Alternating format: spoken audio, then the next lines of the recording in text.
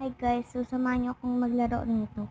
Kung hindi pa ako medyo marunong nito, guys. So mag-aano lang ako, hindi na lang ako mag-mini vlog, mag-Roblox na lang ako or kung gusto niyo reading your comments ako, mag-comment lang kayo. Tapos maraming nagsasabi sa akin na mag-face reveal na daw ako.